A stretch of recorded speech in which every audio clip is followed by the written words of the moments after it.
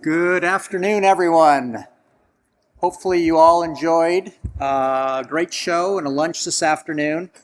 If you don't know me already, I get to come up here and show my face every once in a while. My name's Bill Bro. I was the president of this organization going back a few years ago, 2008, 9, and 10. And it was incredible then, and it's even better now. And it's so great to see so many great faces from so many years ago, but more importantly, so many new faces as well as we continue to grow, which is really cool. This afternoon we got a really cool thing going on.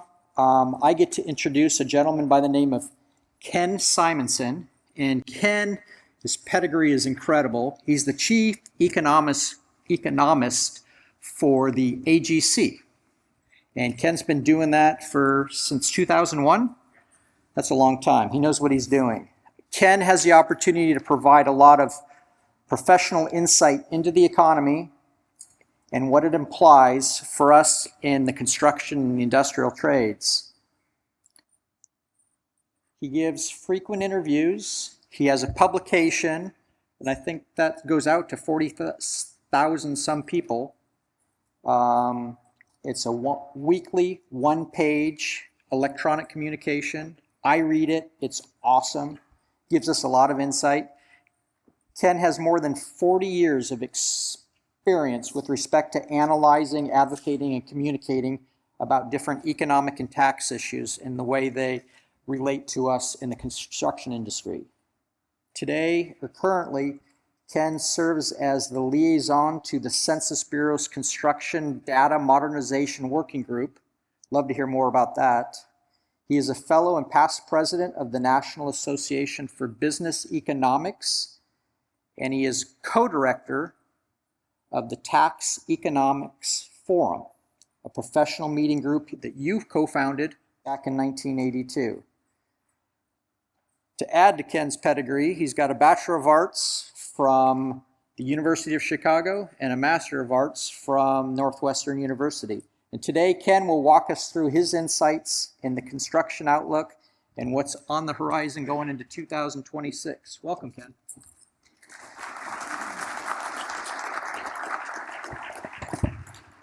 Well, thanks, Bill. It's great to be back here, and I must say that of my 24 years with AGC, this is the one that I think has had the most rapid change and uncertainty. Right up to this morning, we got new information about tariff on India. I'm not sure that that's going to be of direct importance to most construction, but it's certainly an example of how the turmoil is continuing. Tomorrow morning, supposedly, tariffs on 90 countries are going to be taking effect, and the uncertainty is going to continue beyond that. What's going to happen with tariffs on Russia or boycotts on Russia and other steps to try to bring about peace in the Middle East? What's going to happen with China with respect to tariffs and many other issues? Where are things going to settle with tariffs on Mexico? And last Friday, we got a new kind of turmoil with the employment data. This slide shows what's been going on in terms of year-over-year change in total non-farm payroll employment, that headline figure that caused so much anguish on Trump's part and anguish and anger that led to his firing the Commissioner of Labor Statistics, an unprecedented step, one that may wind up coming back to haunt him. I think that he said that he was getting rid of her because he felt the numbers were rigged, that the previous estimates for June and May had been downgraded from what had been initially reported, and the July figure, the preliminary July number, a good deal less than he was hoping to see. But the procedures that BLS goes through to produce those numbers are transparent.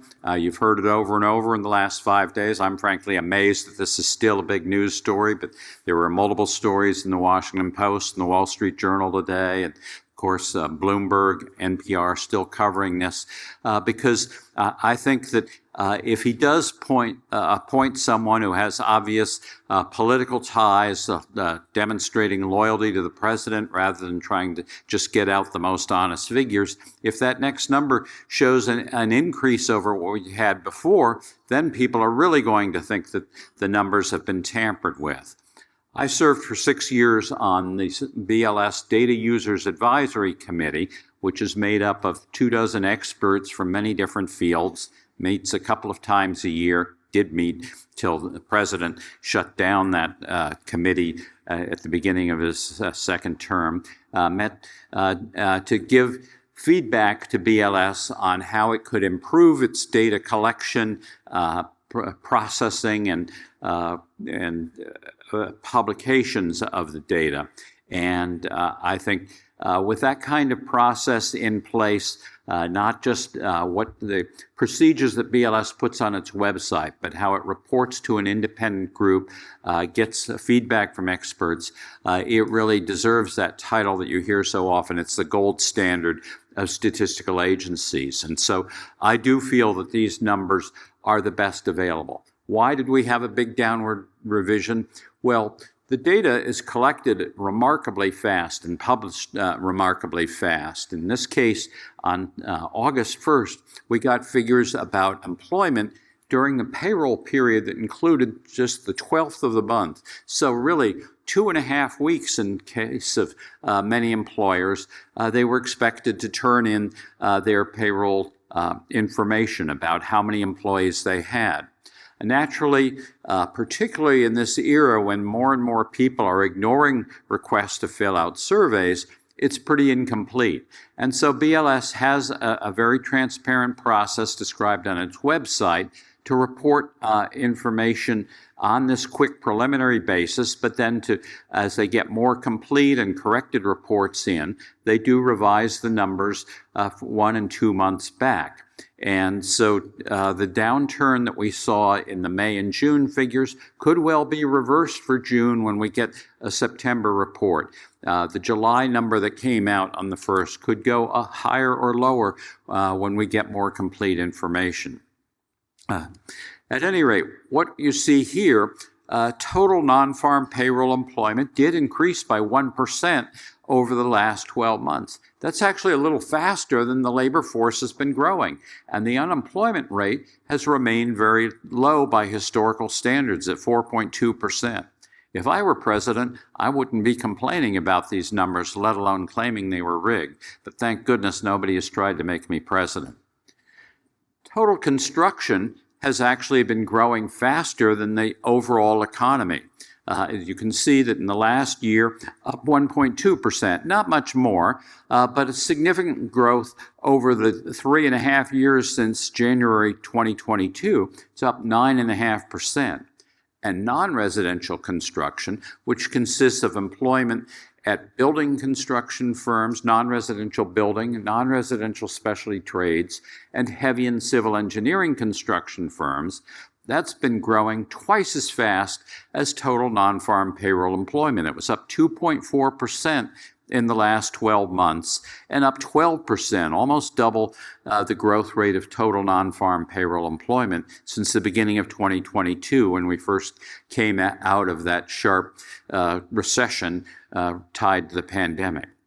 So residential construction, even that until a few months ago, was keeping pace with the overall economy. But now that we've seen a drop-off in single-family home building and a lot of multifamily projects being completed while very few are being started, residential construction has finally turned negative. We get figures about 2.5 weeks later on state-by-state construction employment. And my department ranks all the states by changing employment. And then about a week after that, BLS puts out figures on employment for 360 metro areas for which they have construction information.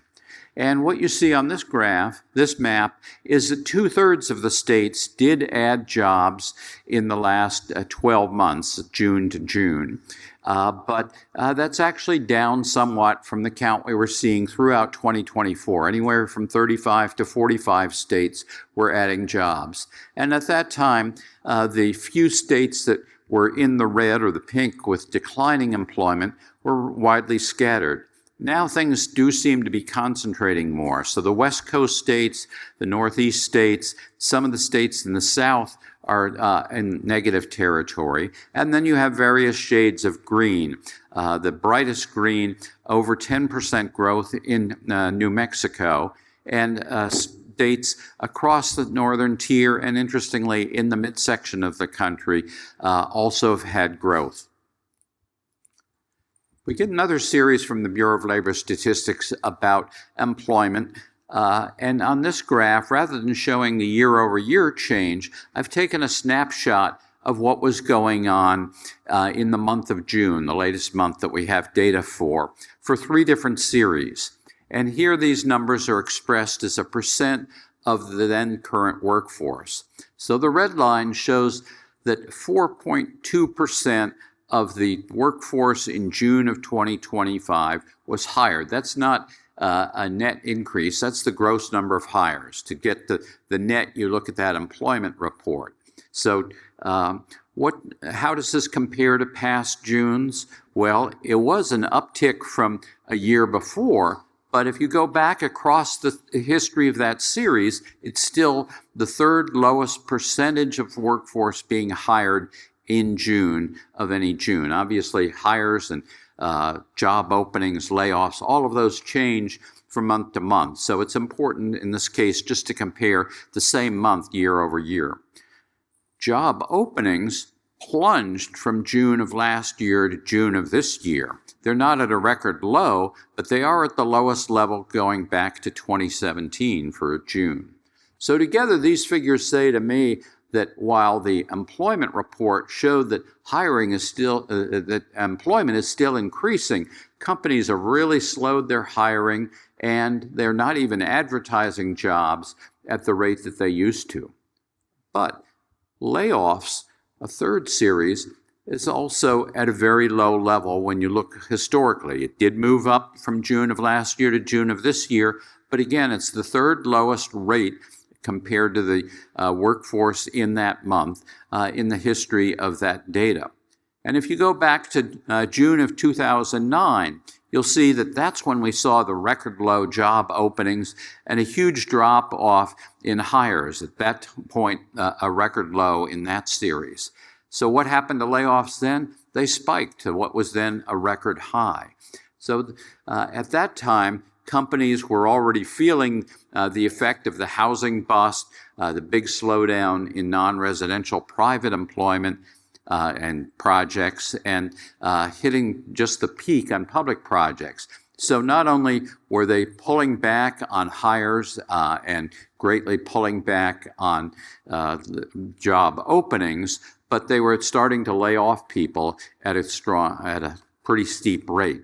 This time, though, even though we've seen that drop off in hires and job openings, layoffs have stayed quite low. And so that suggests to me that while firms don't want to bring on workers right now, they're still relatively optimistic that they'll need those workers in a few months. Are they right? I'll get to that in a little bit. First, though, let me answer the mystery of how has construction been able to hire workers or to add to its workforce at a faster rate than the overall economy when supposedly no one wants to work in construction? Well, the answer is quite simple. The industry is paying more than other industries. This series, again, takes year-over-year change in a series that comes out with the employment report called Average Hourly Earnings for Production and Non-Supervisory Employees. In construction, that refers to most of the craft workers and office workers who aren't supervisors. The red line takes that average hourly earnings for production workers for the overall private sector. And again, you can see construction is outpacing the private sector. In fact, it's always been true that the industry has had to pay more to get people to come work outdoors in 98-degree temperature like we have today and start work earlier than I like to get up in the morning unless I'm flying in from DC, and stay out there no matter what's going on. So that differential is what I call a wage premium. And back in 2002, that premium was about 17%. That's how much more, on average, the industry was paying compared to other production jobs in the private sector. Well, because this pay has been going up faster than it has elsewhere, that premium is now 19%. And wages are going up at about a 4% rate. In fact, I think that we will continue to see wage increases of at least 4%. We get data from two private sources about what's going on with wages. AGC is one of about a dozen associations that supports the Construction Labor Research Council, which analyzes all union settlements in construction. And their latest report was that in the first half of this year, those settlements were occurring the first year of new contracts signed in the first half of this year, up 4.7%. That replaces contracts that had expired from 3 years ago generally, sometimes 4 years ago, that were more likely 2% or even first year no increase. So we've built in quite a steep or a much higher floor on union wages. There's a company called PAS, which for over 40 years has surveyed construction firms about salaried and executive employees. And they reported last month that those companies were expecting to increase their salaries by about 4%, but that historically they had underestimated what they wound up actually paying by about 0.5%. So again, whether you're looking at union wages, salaried employees, somewhere around a 4.5% wage increase looks like it's baked in for this year. Well, how about materials costs? We had a period in 2023, 2024 when those costs were staying essentially flat. That's no longer the case. We get reports in the middle of each month on the producer price index, the price that domestic producers are charging for all kinds of goods and some services. And the Bureau of Labor Statistics puts together a weighted average of these costs for all types of new non-residential construction. Those costs went up 0.2% from May to June, up 2.3% from June of last year to June of this year. Not very much compared to what we were seeing 3 years earlier when we had a full 12-month period where those costs were rising at a 20% or greater rate. Nevertheless, compared to what we saw in 2023, 2024, of flat prices or even declining at some point, this was the highest year-over-year increase in 2 years. And the cumulative increase since February of 2020, just before the pandemic hit, 41%, almost twice as much as what's happened with the consumer price index. This is before most of those tariffs took effect. These prices were collected around the 11th of June, and since then we've had the steel and aluminum tariffs go from 25% to 50%. Copper tariffs expected to hit tomorrow at a 50% rate. Tariffs on specific countries, Canada now a 35% tariff, if not covered by the U.S.-Mexico-Canada agreement. And so the fact that prices have already gone up 2.3% before the tariffs suggests to me that we are headed for steeper price increases. And indeed, when you look at the price, again, these are just from domestic producers, they have started raising their prices where those tariffs are giving them protection. So the tariff on steel mill products up 5.1%. I'm sorry, not the tariff, the producer price index on domestically produced steel up 5.1% over the last year, and aluminum mill shapes up 6.3%. And this was just after the tariff had gone from 25 to 50% on imported steel and aluminum. So I fully expect these to go up even more. And as you can see in the far right column, some of these have gone up even more than the overall producer price index. So gypsum building materials, not generally competing with foreign products, up 54% over the 5.5 years since the pandemic. Let me switch to what's going on with construction spending. These figures come out from the Census Bureau on the first business day of each month. So we happen to have a twin spin on last Friday when we got the employment report at 8:30 Eastern and then construction spending from the Census Bureau at 10 o'clock. The Census Bureau calls this series Value Put in Place, and they're measuring how much contractors incurred on projects underway. Some of you may follow figures from Dodge Construction Network or Construct Connect. They put out data on the total value of projects they deem to have started that month based on their private collection and analysis of project starts. If you have a $10 billion natural gas liquefaction train or data center project or other manufacturing project, power project, that would boost those numbers for that month, and then they disappear the next month. And so you get a lot more volatility in the series than you do with this, which is tracking the actual spending over the course of that project, as reported by the general contractor. The Census Bureau does have other data sources too, so their data is more complete, and what they put out is a lot more detailed than what you get for free from Dodge or Construct Connect. Now, if you're interested in particular projects, those you could get from Dodge or Construct Connect. Census preserves confidentiality, and they only give you this aggregate information. So they're both useful in different ways. But at any rate, the census figures show here that total construction spending, the black line, actually has been declining on a year-over-year basis ever since December. As you start to dig into it, you see quite a different pattern among different types of construction. Private residential construction was in a deep hole back in 2023. That blue line then started climbing, briefly was growing at double-digit rates in the middle of 2024, but as multifamily projects finished off, and very few have been started, as single family had a burst of activity, but has also tapered off in the face of the 6.75% long-term mortgage rates, then private residential is now declining on a year-over-year basis. Private non-residential construction has had a really steep slowdown. Back in 2023, it was growing at 20 or even 30% year over year, but throughout the last 9 months, it's actually been negative.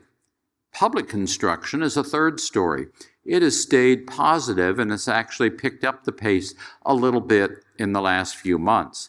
But if you look on those two columns on the right, you can see all of them have slowed down to varying degrees from how fast they were growing a year earlier. Now, this is the picture from the Census Bureau press release. On their website, they have historical data tables for private, state, and local federal construction, and that provides a lot more detail, a lot more nuance. So, did I drop that slide? Yes, looks like I did. That slide now shows quite a checkerboard of public pluses and minuses over the last year. So we are seeing declines in both single-family and multifamily construction now. We are seeing big increases still in data centers, office construction, warehouse construction, and manufacturing construction, all negative. Manufacturing had been a strong positive, but now we've seen many of those semiconductor fabrication plants either slowed down, some canceled, some completed. EV plants, the same thing. Some canceled, some never broke ground, and others are being repurposed. So manufacturing, construction, not the growth category that had been, that was driving private non-residential up at such a steep rate as shown in this graph. We also are seeing growth in higher education construction at the moment, but I think that's in for the biggest downturn going forward. Because first of all, we've had ever decreasing population of high school graduates as the baby bust has worked its way up to college age. And under this administration, we've seen visas revoked, students arrested, detained, in some cases deported, professors blocked from coming into the country, and grants and contracts for university projects canceled, and direct attacks on some of the leading universities. So for all these reasons, I think universities are going to have less financial wherewithal and less need with fewer students and fewer projects to be building out new dorms and classrooms and other facilities. So where will the growth be occurring next year? Well, data centers continue to grow, and with them they are hungry for power. So we will see more power projects. We're also seeing some of that infrastructure money that had been so slow coming along. But meanwhile, we're seeing a lot of policy impacts affecting construction. Tariffs, for instance, I've already talked about that. Here's just a snapshot of what is going on, at least as of this morning, but you'll see a lot of take effect August 7th, so tomorrow morning I expect to have to revise this graph. These don't all have the same impact on construction. I would say the most important are down in the middle, steel and aluminum. As I mentioned, that tariff has already gone to 50%. Copper, due to take effect at a 50% rate tomorrow. Lumber, we've had long-standing something similar to a tariff, effectively the same as a tariff, countervailing and anti-dumping duties on Canadian lumber. Those have been at a 14.5% rate, but they're expected perhaps as early as this month to go to 34.5%. And then there may be additional tariffs across the board for lumber from any source. One thing that hasn't yet gotten much publicity, but we just got a little clarification yesterday. The administration plans to impose steep fees on Chinese-built or Chinese-operated ships calling on U.S. ports. And those fees would feed through, and these would take effect beginning October 14th and then rising each year up through 2028. Those fees would be spread among all the products being carried on those ships. So this is kind of a wild card as to how much a contractor is going to pay on any particular shipment, depending what the owner of the ship or the builder of the ship, what country is operating that ship. Well, let me go back to this list of policy impacts. Not only are tariffs affecting contractors, but more important, they've caused such uncertainty among manufacturers and exporters that many of them have held off on committing to projects. So uncertainty alone has caused a slowdown in commitments to new projects. And many firms are wondering how much will they have to pay for the materials they're using, not just how much will they pay for a new or expanded plant, how much will their imported materials costs go up, and will that make them uncompetitive with other firms that may not be using imports or that may be bringing in materials from a country that has a lower tariff rate? And also, what retaliatory action are other countries going to take? Are they going to ban U.S. manufactured goods? Even firms that aren't involved directly in imports or exports, Think of convention centers and hotels and entertainment facilities that are currently, or until this year, we're getting a lot of foreign visitors. They are suddenly seeing a drop off, and they may postpone or cancel construction projects. So tariffs are having a lot of downstream effects, either holding up projects or leading to their cancellation. Immigration and deportation actions are certainly going to make the construction labor shortages worse. Overall, the U.S. economy relies on foreign-born labor for 18% of its employees. But in construction trades, it's almost double that share, 34%. And in the states in deep green, here in Texas, in California, New Jersey, Maryland, D.C., 50% or more of the craft workers are immigrants. So as we have seen net immigration dropping to zero or even negative as we get people self-deporting, so-called, voluntarily leaving or being forced to leave, I think it will become harder and harder to find workers to do certain tasks in particular states. What tasks?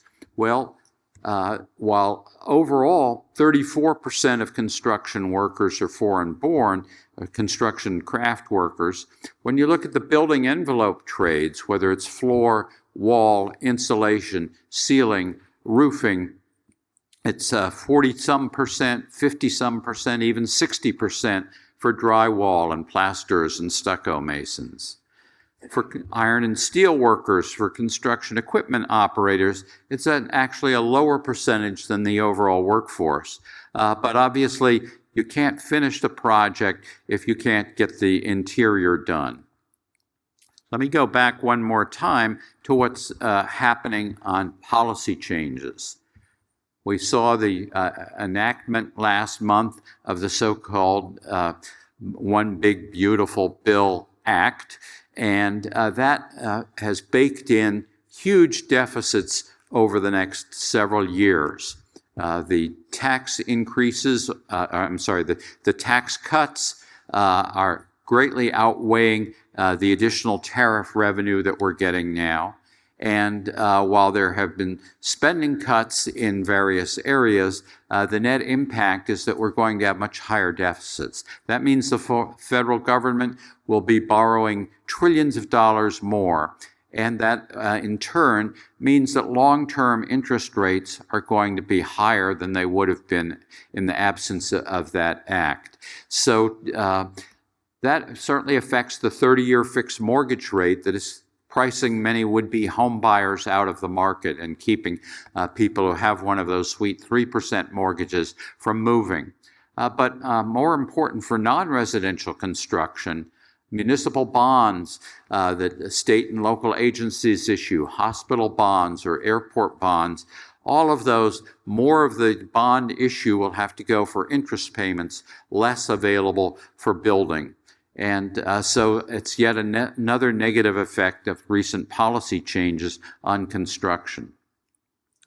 Less support for renewables. The tax credits for renewables have generally been cut back or ended earlier than they would have been, and that is causing some turmoil in terms of project scheduling. Some projects actually being speeded up to get in under the wire before those credits expire, but the medium-term impact will be less spending on those types of projects.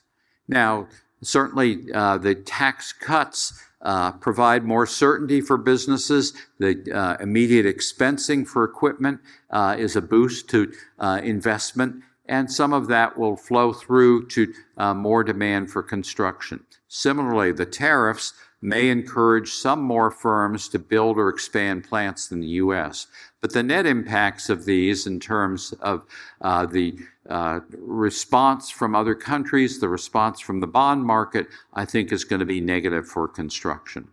And then we also are seeing a cutback in federal regulation. Now, a lot of things have been halted, but actually repealing and rewriting regulations, generally a longer process, often subject to court challenge.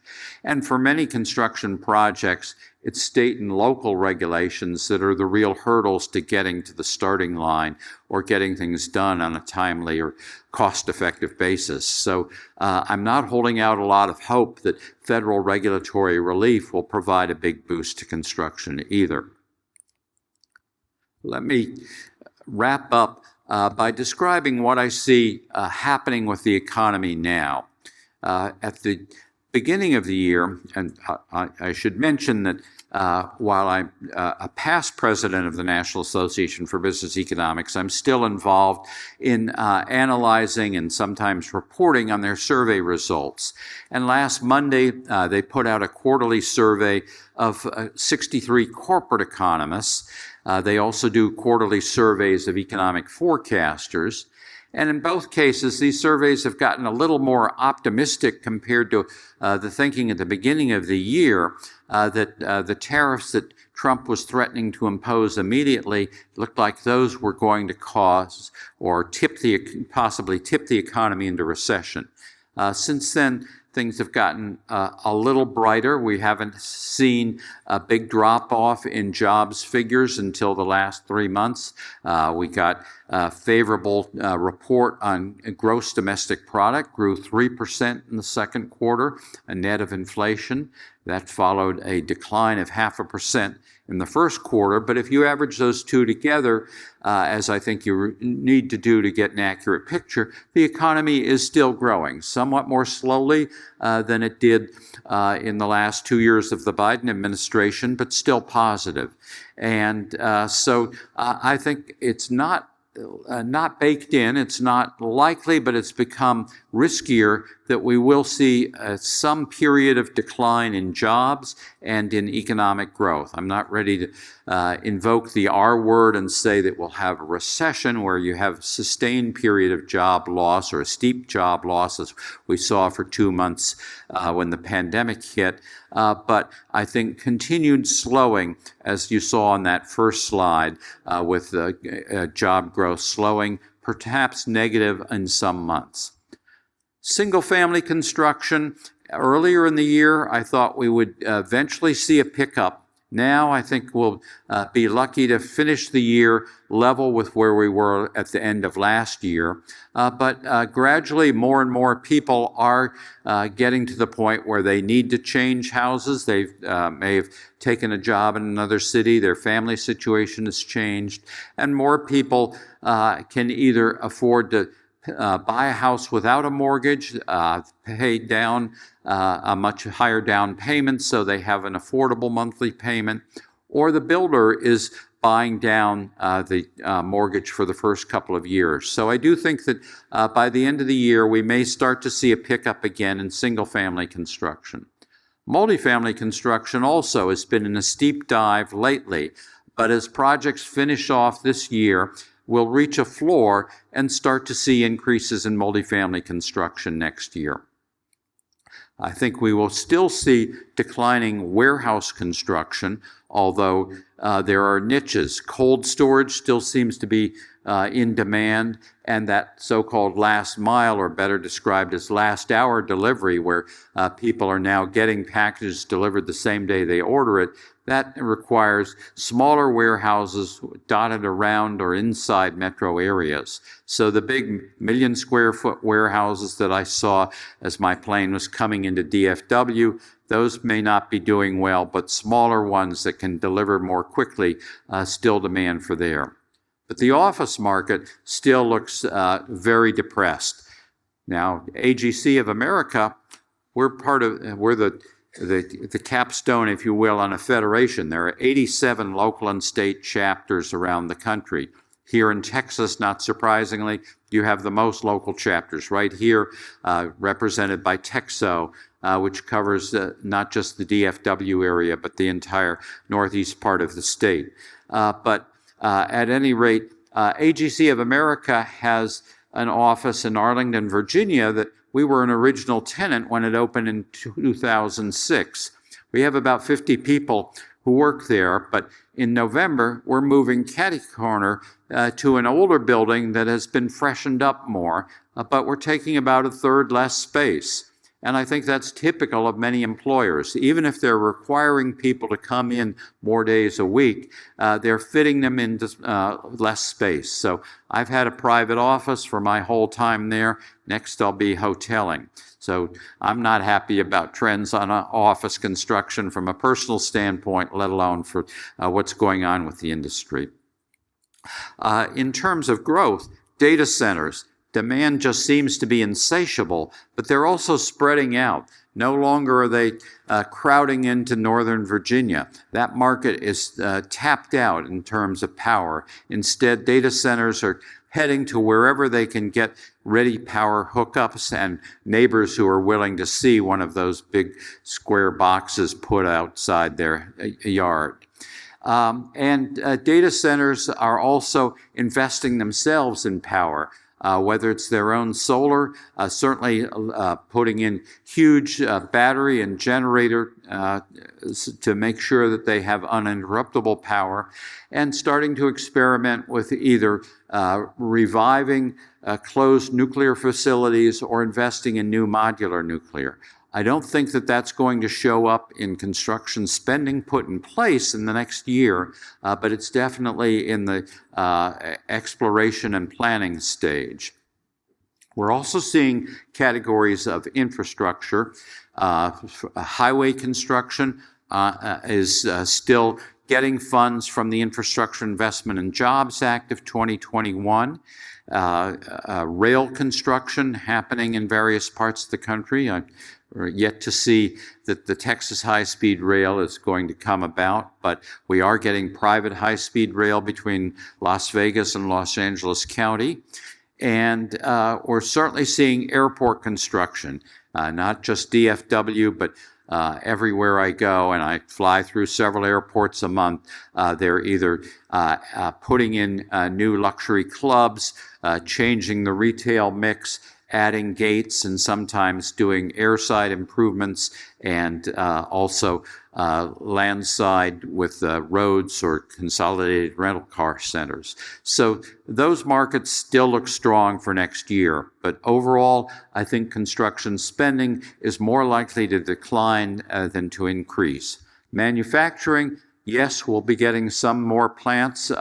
Certainly pharmaceuticals looks like a strong growth area. All of the major pharmaceutical manufacturers have announced huge investments to produce the GLP-1 drugs like Wegovy, but other kinds of manufacturers, I think, are generally losing ground to foreign competitors when these tariffs are making their costs higher and they're facing potential retaliatory action by other countries. Materials costs, those happy days of no change or negative, are gone, but overall, not seeing a lot of heat on materials prices outside of tariffs. But the tariffs, if they really do hit and really stick, rather than being negotiated back down, they're going to cause big spikes on specific products. And labor costs, as I said, whether you're looking at union labor or salaried labor, up 4 to 5%, probably at the upper end of that. But the actual cost to get a project done is going to be much more if you find all of your wallboard workers have disappeared, either been deported or just stayed away from a visible job site. Clearly that means you're going to have to pay more for overtime, find other ways to get jobs completed, and face other costs related to those delays. Let me close by showing what's happened with population growth. Last year was a good news story. Population grew 0.98%. That was the most since 2001.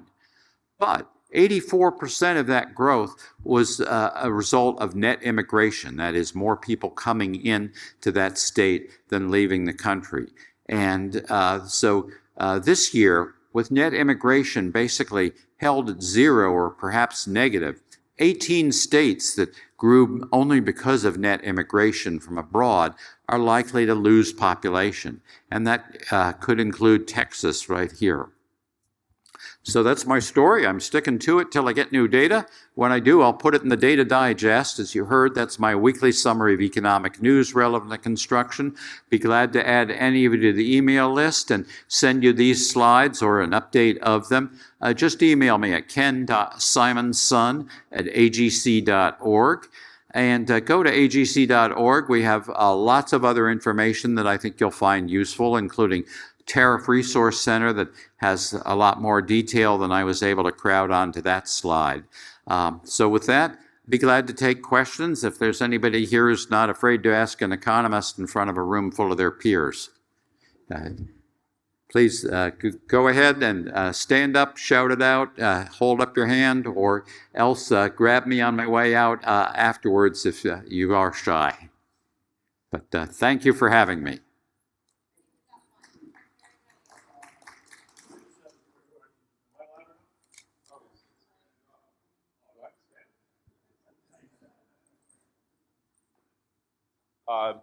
Thank you very much, Ken, for what you've provided as far as all of this information. What I happen to do is sell something. Yeah. And then a year later, they take delivery. So there's the tariff when they bought it. There's the tariff when they take delivery. So this product coming from Europe, custom manufactured, we agreed on a, price X, and then when it shows up, it's now price Y. I was wondering if there was any grandfathering that would get put into play with regard to this is the tariff when you signed the contract. Because going back to my customer and say, hey, you owe me 25% more, that's not a fun conversation. No, good luck with that. Well, the last bullet here refers to one of our websites, Consensus Docs, where you see we offer a suite of construction documents, contract documents that frankly competes with the American Institute of Architects set, and includes price escalation or price adjustment clauses that a contractor can propose to an owner. Getting them to sign that is another matter.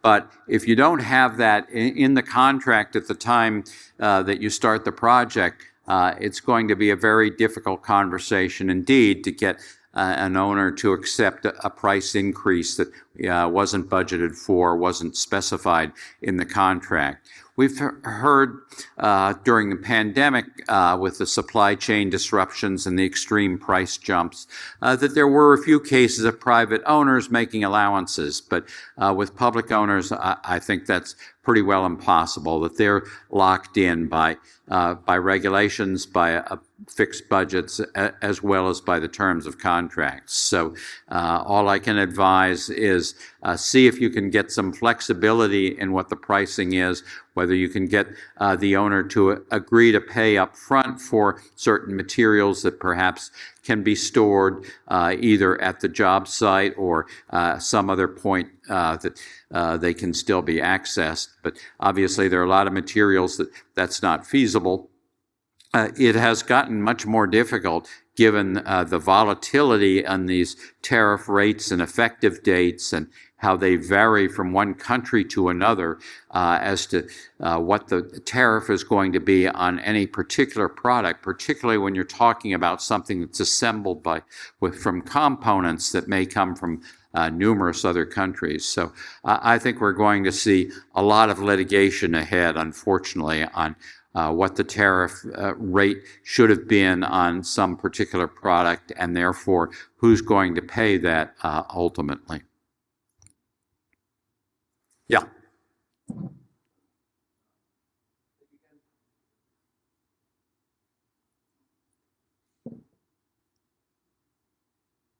Here. Thank you, Ken. I think earlier you mentioned that U.S. overall economy uses 18% foreign-born labor, and the construction industry 34%. Yes. And that data, I was wondering, to what extent does it capture undocumented labor, and what's the confidence level? you have on that? Those numbers come from the American Community Survey, which is a very large survey the Census Bureau has been doing each year for about 20 years. It really provides the most complete information on what's going on in communities around the country. And the census does not ask about someone's immigration status. I think if they did, they'd get a much lower response rate. But there are others who have tried to figure out what is the undocumented share in construction. Some estimates run as high as 20% of the craft labor force. I just haven't seen documentation that justifies that estimate. So I think the quick answer is we don't know how many are undocumented. So far, there have been a scattering of news stories or reports from contractors themselves about these immigration raids or disruptions to work. The first I came across was talking to a general contractor in Fairfax, Virginia, near my office. She said that her wallboard subcontractor had lost their workers when they heard about a raid, not necessarily at her job site, but nearby. The Seattle Times had a report about a roofing company in Bellingham, Washington, up near the Canadian border, that had 37 workers taken away. A big raid in Tallahassee shut down 170 workers, including some U.S. citizens who were mistakenly taken, and then the contractor was told, you'll have to pay to bring them back from Texas, where they've been sent to. While there haven't been a lot of stories, not many companies that I talk to say that they have been directly affected or their subcontractors. Nevertheless, these examples, I think, do cause workers to stay away from visible job sites and make it more difficult to get a crew to finish a job. And the bill that the president signed on July 4th greatly increases the funding for deportation actions. And so I'm afraid we're at an early stage of seeing how many workers disappear or fail to show up at construction sites. Well, I guess I've depressed everybody enough that we can call an end to this session, but thank you for paying attention.